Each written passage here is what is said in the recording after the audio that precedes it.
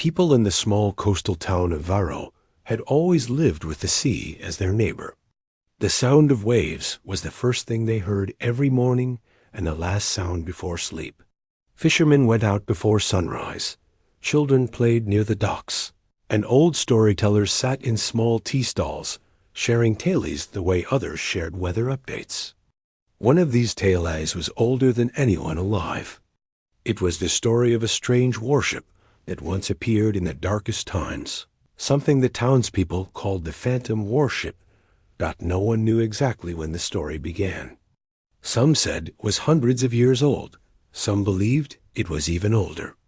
Whatever the truth was, the tale survived through generations. People spoke of a huge ship with markings no one understood, a ship that appeared from the mist during storms or wars and then disappeared back into the sea as if it never existed. The story was so unbelievable that most people treated it like a bedtime tale, especially when they were trying to calm restless children. But there were always a few people who believed such legends were built on real events. One of those people was an old fisherman everyone simply called Uncle. He had a calm face and hands roughened by decades of pulling nets from the sea. Whenever he talked about the Phantom Warship, he spoke with a seriousness that made listeners wonder if he had seen something himself. But not everyone believed him, especially not Commander Elias Wren. Elias had grown up in Varro, listening to the same stories, sitting on the same docks, and hearing the same sea legends. But while other children allowed the tales to fill their imaginations, Elias was different. Even at a young age, he wanted facts, not myths. When he became a naval officer years later, he was even more convinced that the warship story was nothing more than a harmless local superstition. Still, even Elias could not ignore how often the story surfaced whenever trouble approached the region. This didn't mean he believed it. He simply understood how people needed hope. In difficult times, a good story can comfort the heart, even if the mind knows it cannot be true. Lately, the town had felt uneasy. Fishermen returned early, saying the sea felt different. Weather patterns shifted strangely, even though the sky looked clear. Birds flew erratically over the bay, and the nights felt unusually silent. People tried to convince themselves it was just nature being unpredictable, but deep down, everyone felt something was coming. Elias was stationed at the local naval watch post, which overlooked the entire coastline. It wasn't a huge base, more like a strategic monitoring center with a few patrol vessels. His job was to keep an eye on the waters, analyze radar activity, and ensure the town stayed safe from any kind of threat. Most days were quiet, but recently the radar screens had begun showing strange readings, unidentified signals, odd metallic echoes, sudden jumps in depth scans. Every time Elias double-checked the results, the readings vanished as if the system had imagined them. The technicians blamed software glitches, but Elias suspected otherwise. His instincts, shaped by years of experience, whispered something he didn't want to admit. The sea was hiding something. One evening, he stood on the observation deck, looking out across the open water. The sun was setting, painting the waves orange and gold. From far away, the town looked peaceful, with lights flickering in small houses and smoke rising from cooking fires. Everything looked normal, but Elias felt none of the usual calm. Uncle the fisherman walked up beside him, carrying a small metal lantern. "The sea speaks before anything happens," the old man said softly. "You feel it, don't you?" Elias didn't answer at first. He didn't want to encourage superstition, but he also couldn't deny the feeling. "The sea always changes," Elias finally replied. "It doesn't mean trouble." Uncle smiled gently. "You remind me of your father. Logic first, heart later." Elias tried not to show that the words stung a little. His father had been a fisherman too, a very rational man who never believed in legends, but he had also disappeared mysteriously during a storm many years ago. His boat was found smashed, but his body was never recovered. Some people claimed they saw a strange glow on the horizon that night, something like lights from a ship that didn't belong to any known fleet. Elias always avoided thinking about that detail. He never believed the story, and he didn't want to start now. A few days later, things escalated. A heavy storm formed without warning. Clouds spread across the sky faster than anyone had ever seen. The wind screamed through the town, knocking over boats and tossing fishing nets around like paper. Varro had seen storms before, but this one felt unnatural, too sudden. Too powerful. Elias ordered the patrol ships back to base and closed all docks for safety. As rain hammered the windows of the watchpost, the radar began behaving strangely again. A massive shape appeared on the screen, something almost the size of a battleship. Sitting deep below the surface. Elias felt a cold shiver run down his spine. "That can't be real," the technician muttered. Elias locked his eyes on the screen. The object was enormous, bigger than any Navy vessel near their waters. For a moment, he thought it might be a submerged hill or a piece of ocean floor shifting due to the storm. But the shape was too clean, too sharp. It looked like something man-made. Before he could send out a team to investigate, the storm suddenly eased. The wind slowed. The waves calmed. The sky cleared as quickly as it had darkened. It all felt too perfectly timed. Later that night, the fishermen gathered near the docks once the weather returned to normal. They spoke in low voices, some saying they heard a metallic sound mixed within the storm. Others claimed they saw a faint light beneath the water. When Elias approached them, they fell silent. No one wanted to sound foolish in front of a naval officer, but Uncle walked forward and said, "It's waking up." Elias immediately frowned. "There's nothing waking up. We had an unusual storm, that's all." Uncle shook his head slowly. "The sea is restless. Something old has moved." Elias tried to ignore him, but the unease in his stomach deepened. The next morning brought more trouble. Several ships sailing near Varro reported seeing fast-moving shadows underwater. A few foreign vessels tried to enter the region and immediately turned back, claiming their systems malfunctioned near the coastline. The government sent a small investigation team, but their equipment also glitched whenever they approached a certain point offshore. They blamed magnetism, underwater cables, and even seismic activity, but none of the explanations fit the strange pattern. People in the town began whispering the legend again. Parents told the story to keep children indoors. Teenagers tried to record the sea at night, hoping to catch something mysterious on their phones.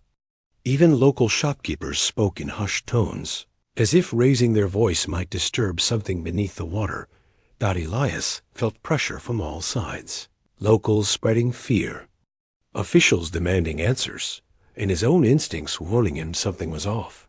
He spent hours reviewing radar footage, comparing patterns, and cross-checking old maritime logs. The deeper he looked, the more confused he became. There were historical records written decades, even centuries apart, showing similar anomalies in the same area. A massive object, deep underwater, motionless for long periods, then gone. Every log described it differently, but one fact stayed constant. The sightings always appeared before major conflicts in the region's history. Elias couldn't ignore the evidence anymore. Something was there. Something big. One evening, he found himself walking along the same dock where he had played as a child. The wooden boards creaked under his boots, and the salty wind brushed his face. He stared into the dark water, watching it move quietly. It looked calm, peaceful, almost innocent, but he knew better now. Uncle approached again, standing beside him without saying a word at first. After a long silence, he said softly, "The sea remembers everything. It hides what needs hiding, and it reveals what must be revealed." Elias still didn't believe in magic or spirits, but he believed in patterns. And something was repeating here, something that defied logic, but couldn't be denied. "What do you think is happening?" Elias finally asked. Uncle looked at the water, his eyes reflecting the moonlight.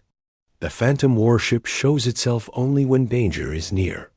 Elias wanted to argue, but no words came, because deep inside, beneath layers of logic and training, he felt it too. Something was coming. Something the sea had known long before humans ever realized it. And somewhere beneath Varro's calm waves, something enormous was beginning to move. The uneasy calm around Varro didn't last long. People tried to act normal, opening shops, repairing boats damaged by the sudden storm, and going back to their daily routines. But everyone carried the same quiet worry in their eyes. The sea looked too still, the sky seemed too clear, and even the wind felt like it was holding its breath. Nature around Varro had become strangely quiet, like everything was waiting for something to happen. Commander Elias felt the pressure growing heavier each day.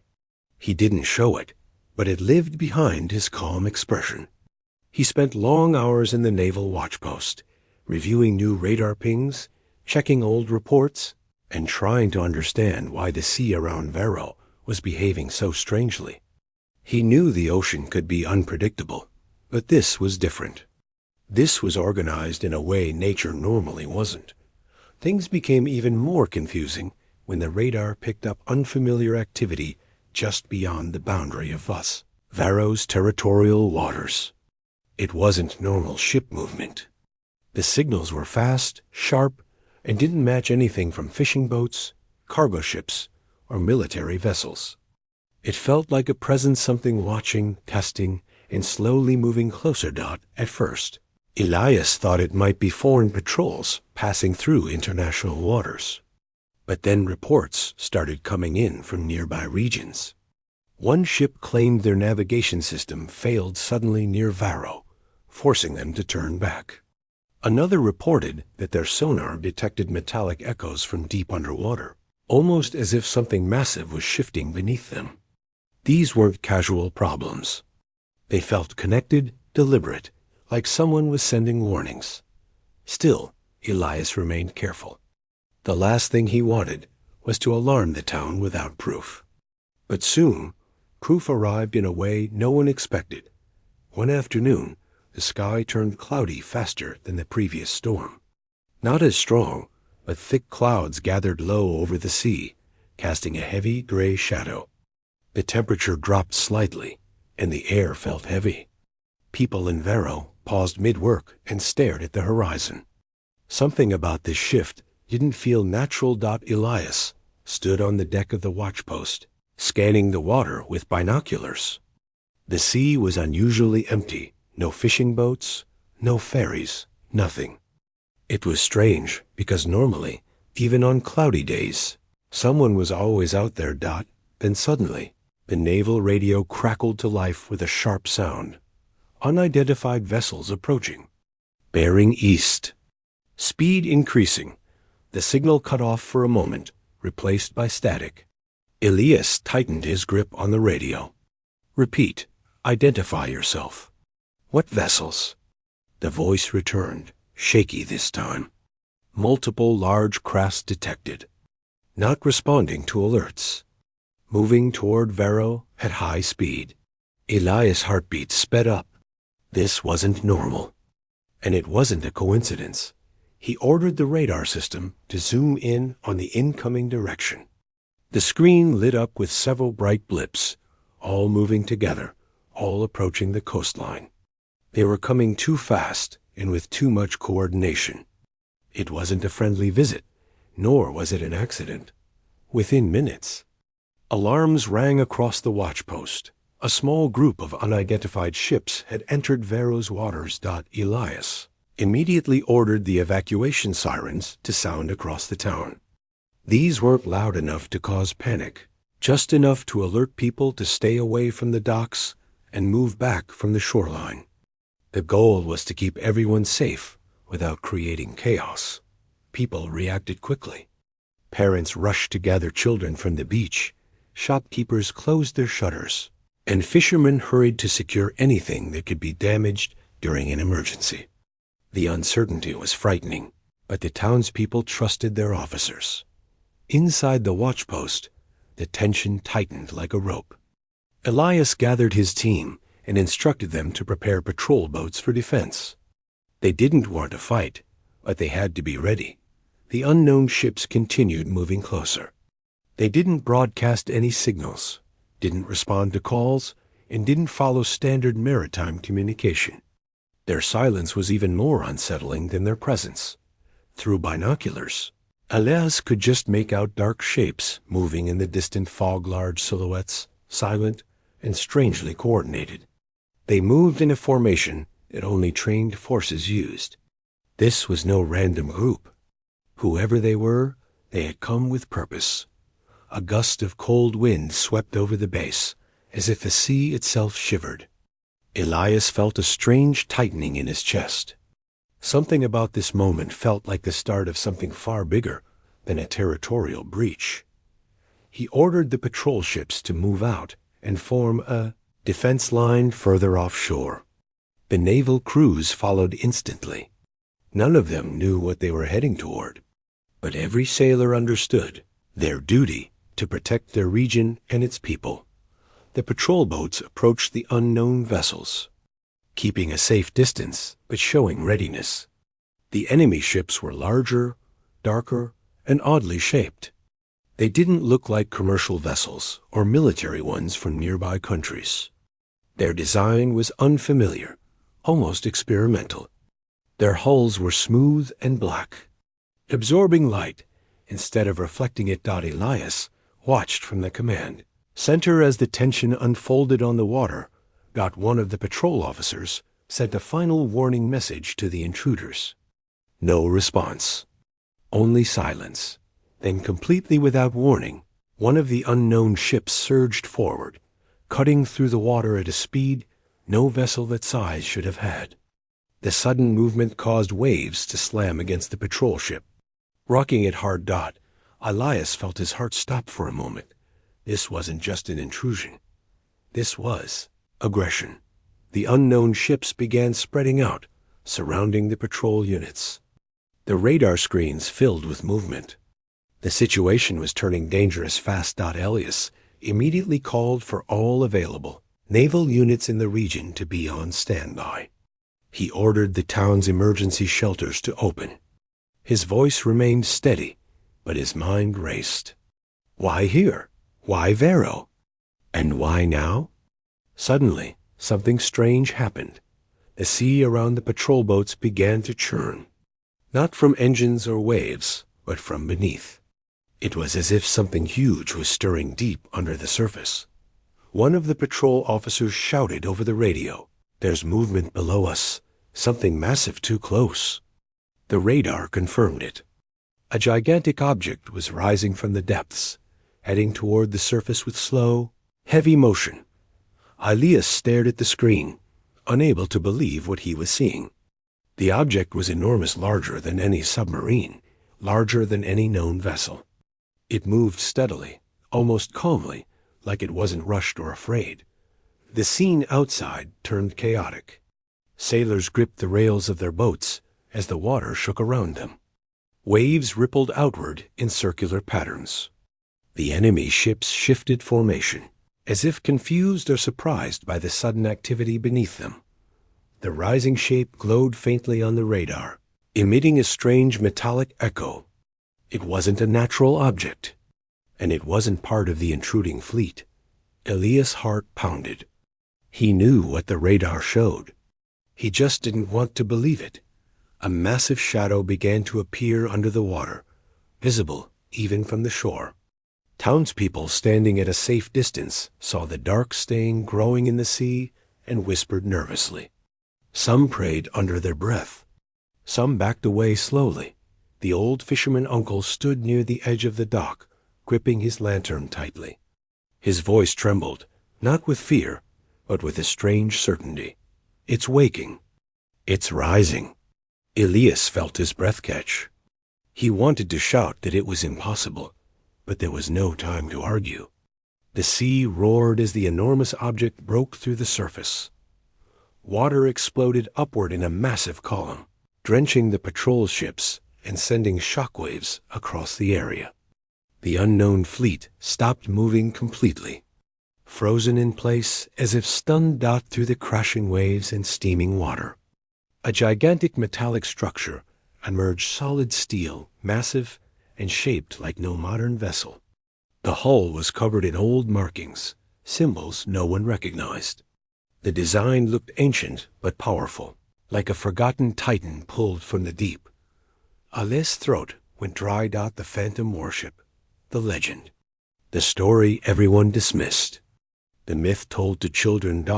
It was real, and it had just risen right in the middle of a looming conflict. The unknown fleet began retreating, their formation breaking apart. Whatever they had planned, they clearly hadn't expected this. The sudden appearance of the ancient warship threw everything into confusion. The warship stood silently on the water, towering over every vessel around it. It didn't move. It didn't attack. It simply existed like a sleeping beast that had been disturbed. Elias stared at it with disbelief, fear, and awe all mixed together. He whispered softly to himself, "This can't be real." But it is. And just like that, the crisis had changed. The intruders weren't the only unknown force in Varro's waters anymore. Now, something far older and far more powerful had joined the sea, and no one knew why it had awakened. When the massive shape finally rose from beneath the waves, the entire sea around Varro seemed to hold its breath. The water was still trembling from the force of its emergence, but everything else whined, sound, even the air felt frozen. People who had been watching from the distant shoreline stared in complete disbelief. No one could understand what they were seeing. The giant warship stood tall on the water, its hull covered in markings that looked older than anything built in modern times. The metal plates seemed weathered, almost ancient, yet strong enough to break through the ocean without a single crack. Sunlight hit its surface, revealing strange patterns along the side symbols that looked like a mix of old carving and futuristic design. It looked like a piece of history and a piece of the future at the same time, as if someone had mixed two different eras into one impossible machine. Commander Elias couldn't speak. His mind raced with questions, but his body wouldn't move. It was like everything inside him had gone silent. He had seen warships throughout his life, trained on them, worked on them, and even commanded some, but he had never seen anything even close to this. It was bigger than any vessel his country had, bigger than any warship in the region, and more mysterious than anything he had ever imagined.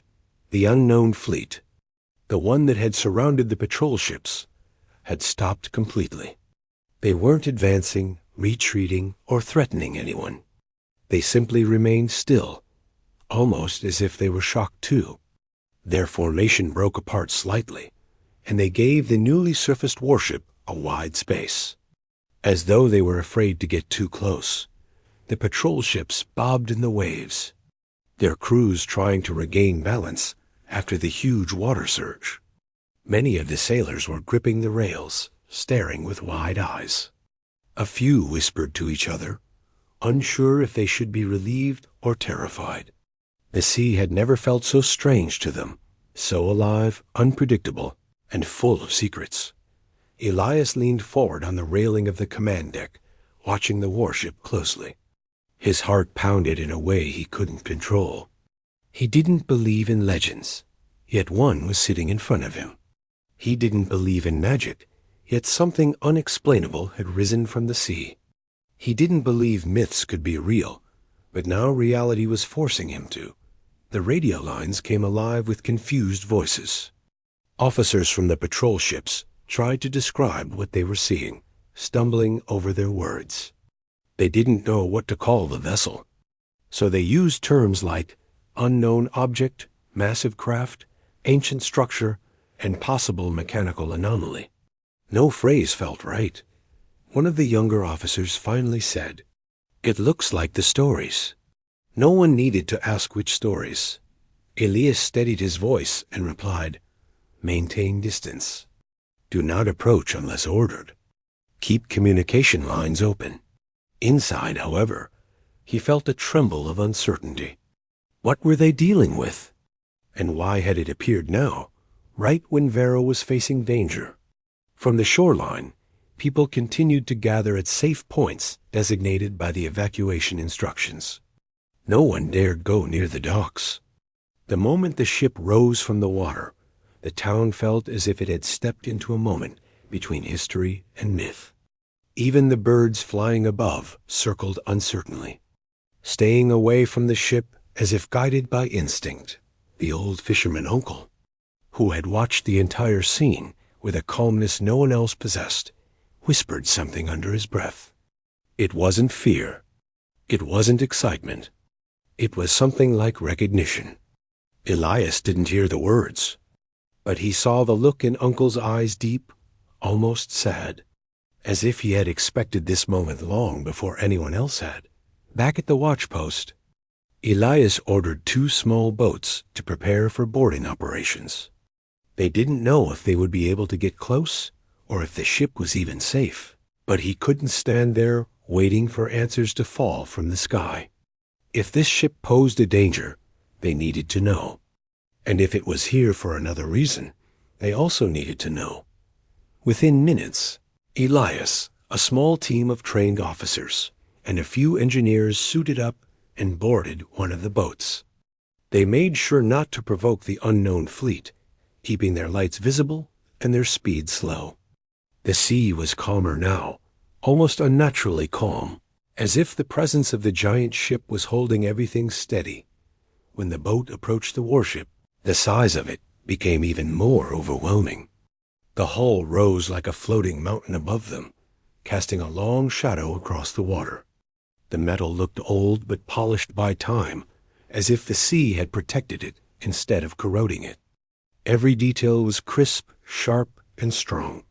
"This can't be real," one of the young officers whispered, unable to hold the words back. "It is real," Elias replied quietly, "whether we understand it or not." They circled the ship, searching for any sign of an opening or entrance. The ship didn't seem active. No lights, no movement, no sound. But it felt awake, like a giant resting with its eyes open. Suddenly, the boat's lights reflected on something, a panel along the side of the ship near the waterline. It shimmered slightly, like metal reacting to their presence. Without warning, the panel shifted with a deep metallic hum, creating an opening large enough for them to step inside. Elias' team froze in shock. "It's reacting to us," an officer said, his voice barely above a whisper. "Or it was waiting," someone else murmured. Elias felt the weight of every decision pressing down on him. Going in meant stepping into the unknown. But not going in meant ignoring the first real clue about the ship's purpose.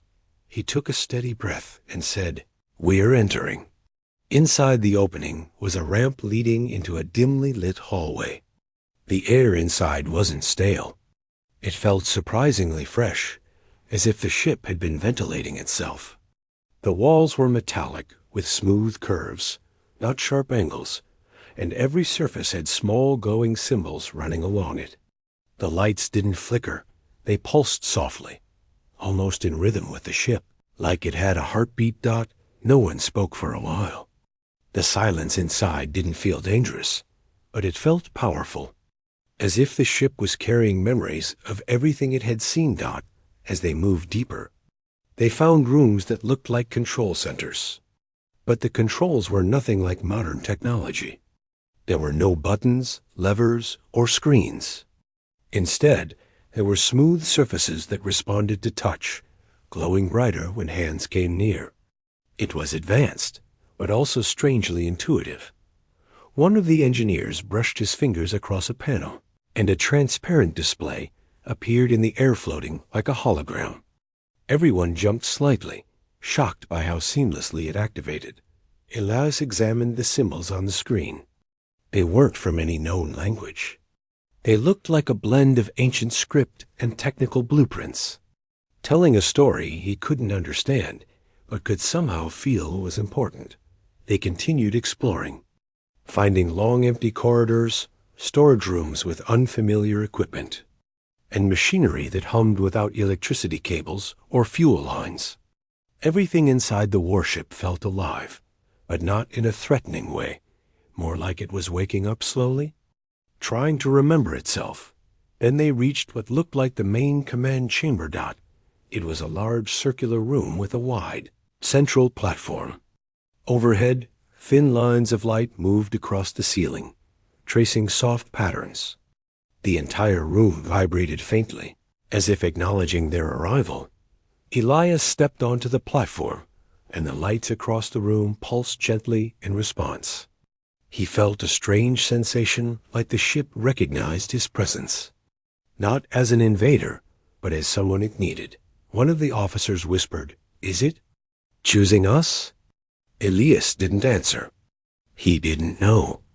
But he felt the same question inside him. Then suddenly, the ship made its first move. The walls brightened with soft white light. The hum grew louder, but calm. Panels around the room shifted slightly, as if unlocking themselves. The deck under their feet vibrated. Outside. The sea began to ripple again. The entire warship was powering up. Office crews on the patrol ships watched in amazement as faint lights flickered along the giant vessel's hull. Even the unknown fleet reacted, backing further away, as if they sensed something far beyond their understanding. Inside, Elias and his team held onto the railings as the ship activated one system after another. It wasn't aggressive. It wasn't preparing to attack them. It was simply waking from a long sleep. Elias felt an unexplainable connection forming, a sense that the ship hadn't risen because of the intruders, but because it had sensed a threat to Vero itself. It wasn't here for war, that it was here for protection, that it was a guardian that had been forgotten, a legend buried beneath time, waiting for the moment it was needed. And now, with danger approaching Vero, the ancient warship had returned. Its emergence was only the beginning. The silence in the command chamber felt heavier than the metal walls around them. Everyone was waiting for the next report, but no one said a word. The lights above flickered softly, and the low hum of the systems filled the background like a quiet reminder that time was still moving, even if everyone inside felt frozen. The human representative stood near the center, hands resting on the rail, eyes fixed on the distant blue projection of the galaxy. He looked calm on the outside, but anyone watching closely could see the tension pulling at his shoulders. He had trusted the council earlier. He had tried to believe that talks, agreements, and promises still meant something. But every time he remembered how the council had reacted when things first went wrong, the disappointment came back like a wave he could not stop. The galaxy had always seen humans as unpredictable, sometimes dangerous, sometimes too clever for their own good. Yet humans had come to the meeting hoping for a chance to rebuild trust. Now the representative wondered if that had ever been possible. An officer approached him quietly, holding a tablet with fresh updates. "Another transmission from the outer posts," the officer said gently. "They want instructions." The representative took a breath before looking at the screen. The report wasn't terrible, but it wasn't good either. Movements near the border. Strange readings. Fleet formations forming and breaking apart again. It looked less like normal patrol work and more like someone waiting for a chance to make a sudden decision. "They're testing us," he said softly, "trying to see how we respond." The officer nodded. "What do you want me to tell them?" "Tell them to stay steady," he replied after a moment. "No aggression. No panic. Just stay alert." The officer hurried back to pass on the message, leaving him alone again with the quiet blue map in front of him.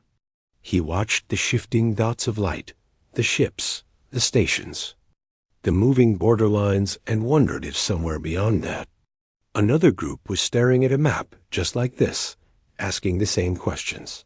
Why now? What changed? Why can't we just talk like we used to? He thought about how humans had changed over the years.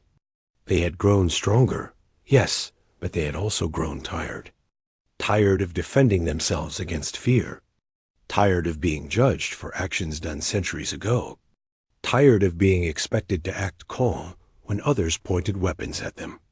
Yet even with all this, humans had still tried to offer peace. Maybe some species saw that as weakness. Maybe others thought humans were pretending. A low chime filled the chamber, and a new projection appeared. A message was coming through from one of the neutral zones, one of the few places where the Council and Earth still exchanged information. The representatives signaled for it to be displayed. An alien figure appeared, not fully solid, as the connection was weak. The being looked uneasy, glancing around before speaking. "We do not have much time," the alien said. "There are groups inside the Council who believe the situation with Earth is slipping away." The representative straightened. "Slipping away from what?" "From their control," the alien whispered. "They fear your people will no longer tolerate the Council's influence. They think you are planning something." The representative let out a slow breath. "And what do you think?" The alien blinked, unsure, then said, "I think fear makes beings foolish. I think they are making decisions based on old stories, not current reality." There was a long pause. "Why tell me this?" The representative asked. "Because if things continue like this, someone will act first," the alien replied. "And the blame will fall on all of us. I do not want another war in this galaxy." The representative thanked him, and the transmission ended abruptly. As if the alien didn't want to risk staying connected a second longer. The room was quiet again, but the atmosphere felt heavier now. The message confirmed what the representative already suspected. Someone wanted to shape the narrative before humans even made a move. Someone wanted to paint Earth as the problem. He walked over to the wide window panel that displayed the stars outside the station. The scene was peaceful, almost calming. But behind that calm, he knew there were fleets hidden in the darkness, ready to jump at any command. Humans included. He closed his eyes for a moment, remembering what had happened earlier, how the talks had fallen apart. The council members had raised their voices. Some had demanded humans step back and accept new restrictions. Others had warned that Earth's recent technological jumps were too sudden, too unpredictable, too alarming. The more they talked, the more it sounded like they had already made a decision long before the meeting started. Humans were never going to be seen as equal partners, not by everyone. A soft footstep approached from behind. A technician stood there hesitantly, unsure if she should speak. "Sir," she began, "the long-range scanners are picking up something strange." "What kind of strange?" "We're not certain," she admitted. "It looks like coordinated movement, but not from one group." The representative turned toward her, fully now. "Multiple species?" "Yes," she answered, as if they're all adjusting positions at the same time. "Are they communicating with each other?" "We're not picking up any open signals." That made the representative uneasy. "Keep monitoring. Tell the analysis team to give me every detail." The technician nodded quickly and rushed out. He stood there for a moment, thinking. Multiple fleets adjusting positions silently across space at the same time. It didn't happen by accident. Someone was preparing for something, and they weren't saying what. Minutes later, a new alert echoed through the chamber. Officers rushed to their stations as the main screen displayed incoming information. The representative moved toward the central console, overlooking everything. "What now?" he asked. An officer turned to him. "Small detachments from several council fleets have begun spreading out. Not toward Earth, but around it." "Encirclement," the representative muttered. "Not a full one," the officer clarified, "but enough to make a statement." The representative leaned forward slightly. A silent message. The officer nodded. Exactly. The representative rubbed his forehead, feeling the weight building. And do they think we're not going to notice? They probably assume you'll respond carefully, the officer replied. The council has always believed humans won't escalate unless pushed too far. That's exactly the problem, the representative said quietly. They're pushing without realizing where the edge is. He lifted his eyes toward the screen again. The fleets were moving like puzzle pieces in a slow, calculated pattern. It wasn't an attack. Not yet. But it was a warning. Back on Earth, commanders would be watching the same data. They'd be preparing responses, strategies, fallback positions. Humans never reacted without understanding the whole situation, and that careful thinking often made others nervous. Silence could be more frightening than shouting "dot" as the representative watched the shifting lights. He felt something else building inside him. Not anger, not fear, but a steady resolve. Humans had always found a way to stand when it mattered. Not by showing brute force, not by causing destruction, but by refusing to be treated unfairly. He turned to the officer. Send a message to Earth. Tell them what we've seen. And tell the fleet commanders not to provoke anything. We hold our lines, nothing more. The officer nodded and got to work. Hours passed, but no one left the chamber.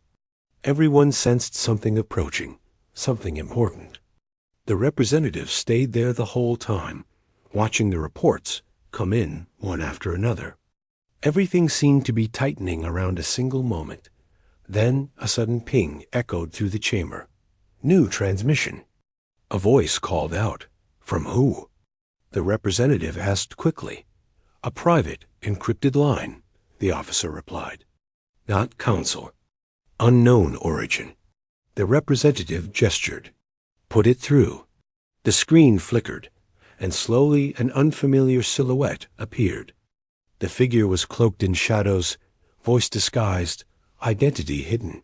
You are being set up, the voice said calmly. The council factions who fear your people intend to trigger a small incident soon. Something they will blame on Earth. The representative's jaw tightened. Why tell me this? To stop a disaster, the voice replied. There are many who do not agree with this path. But we cannot speak openly. What kind of incident? Something that looks like an attack, the figure answered. Something small enough to escalate tensions, but large enough to justify action against Earth. The representative felt a cold sinking inside him. Do you know when? Soon, the voice whispered. Very soon. Be ready. The transmission cut off without warning. For a long moment, no one in the chamber moved or spoke. The message felt like a shadow cast over the room, stretching into every corner. Finally, the representative straightened and looked around at his team. Prepare every detail, he said firmly. Every movement, every signal, every shift around us. If someone is planning to spark a fire, we cannot let them succeed. His voice was steady now, filled with a quiet strength. Not again. Not this time. And as he looked out at the stars beyond the station, beautiful, endless, silent, he felt something change inside him. Humans had come to the council for peace. They still wanted peace. But peace didn't mean allowing others to shape the truth. It meant standing firmly, calmly, and clearly. It meant not letting fear write the story. It meant being ready for whatever came next. The quiet in the command chamber didn't feel like normal silence anymore. It felt like the kind of silence that comes just before a storm, heavy, slow, and full of tension. Everyone inside could feel it, even if no one wanted to say anything out loud. The human representative stood with his hands resting on the cold railing, staring at the live projection of the galaxy like it was a puzzle he needed to solve before. Time ran out. He kept replaying the warning in his mind. Someone was planning an incident. Someone wanted the galaxy to believe Earth was the threat. Someone wanted to start a chain reaction that couldn't be undone. And the worst part was that the representative didn't know who to trust anymore. Allies were silent. Enemies were hiding behind polite words. Neutral species were acting like they didn't want to be caught in the middle. It felt like the entire galaxy was holding its breath. A soft beep echoed from one of the consoles, and an officer spoke up. "We have more movement near the outer rings," he said. "Nothing aggressive yet, but it's coordinated." "Very coordinated. Which fleets?" The representative asked without turning. "Two from the council. One from a neutral faction. And one unidentified." That got the representative's full attention. He stepped closer. "Unidentified? As in cloaked?" "Partially," the officer answered. "We can only pick it up when it shifts positions. Whatever tech they're using isn't standard." The representative felt a chill run across his thoughts. "Keep tracking it. Do not lose it." As the officer nodded, the representative leaned over the console and watched the replay. The unknown ship moved like a shadow. It didn't follow normal flight paths. It didn't broadcast signals. It didn't even look like it belonged to any council member species. He had a bad feeling that this was connected to the incident they had been warned about. Another officer approached. "We just received a compressed data stream from Earth," she said. "High priority." The representative took the tablet from her hands. The message was short. "We see the pattern forming. We are prepared, but will not act first. Maintain restraint. Watch for misdirection." He exhaled slowly. Humans on Earth were calm. That was good. When Earth stayed calm, no one could accuse them of reacting too strongly. But even calmness had its limits.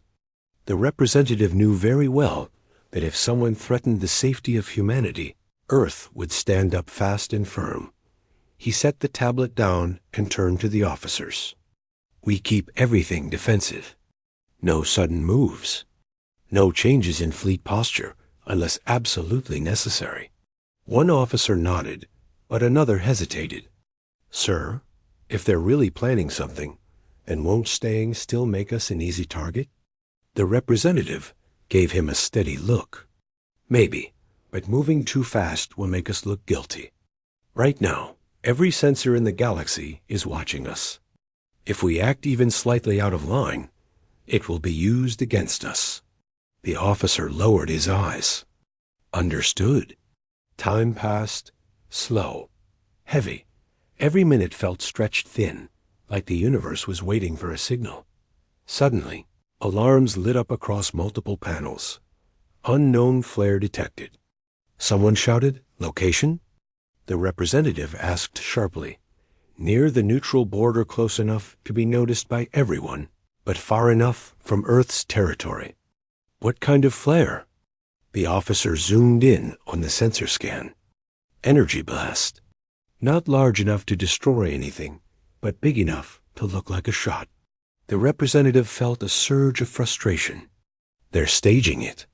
"That's not all," another officer called.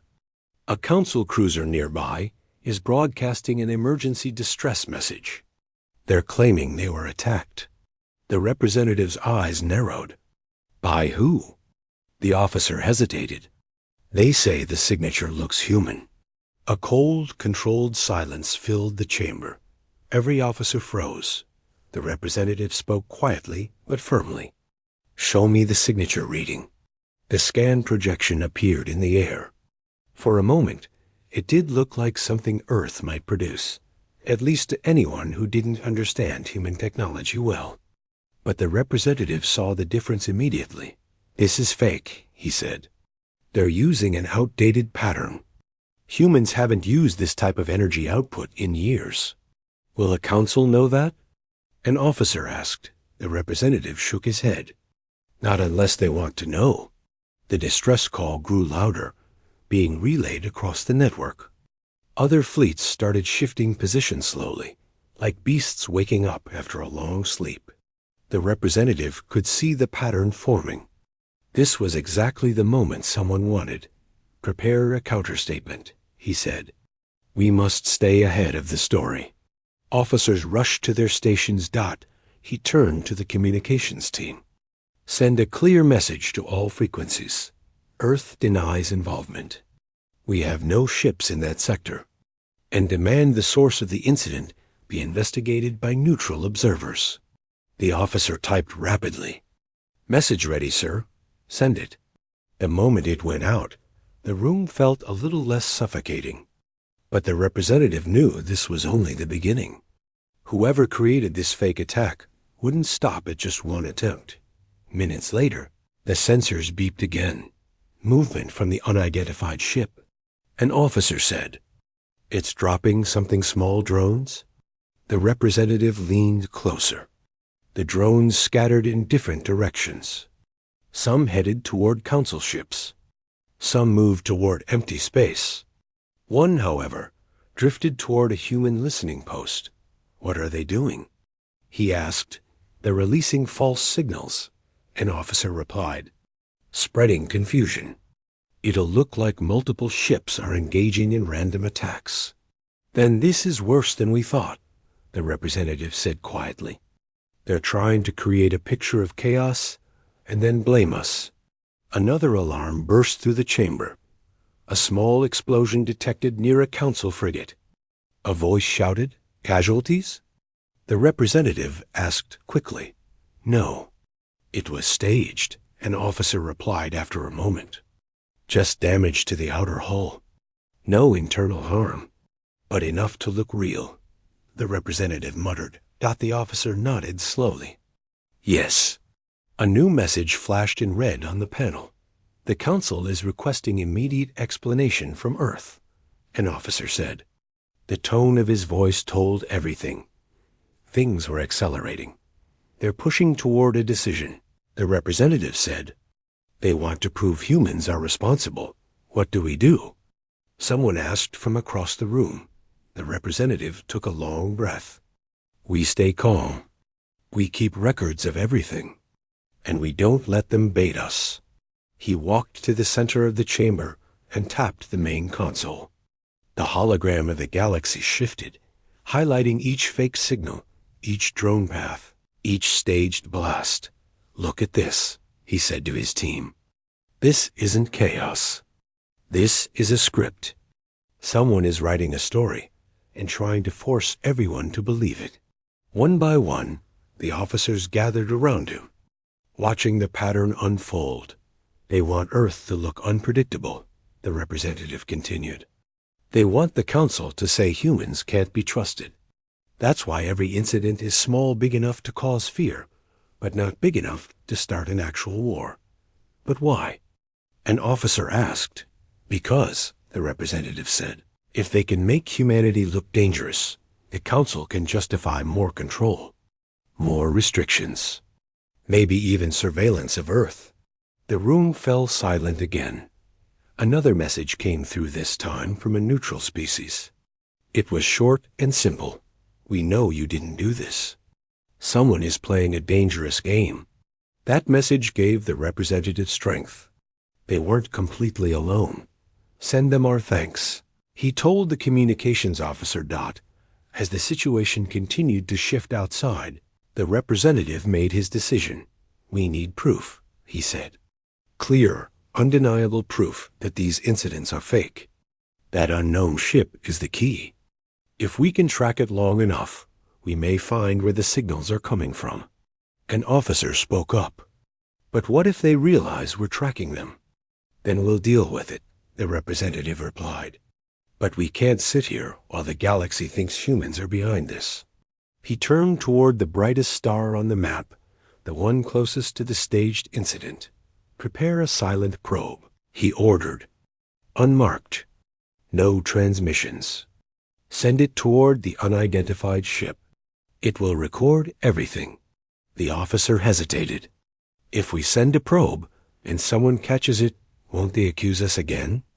They will accuse us no matter what we do, the representative said, his voice calm, steady, and full of truth. But at least this way, we will have the truth on our side. The officer nodded. Probe launching in 10 minutes. The representative leaned back slightly and looked around the room. Everyone was tense, tired, but focused. Humans had always been like that, standing strong when things got complicated. He whispered to himself, "This galaxy will not decide our fate with lies." And for the first time in hours, he felt a small spark of something inside him. Not fear, not anger, not hope, because even in the middle of shadows and staged attacks, truth still had power. The storm hadn't broken yet, but humanity was ready.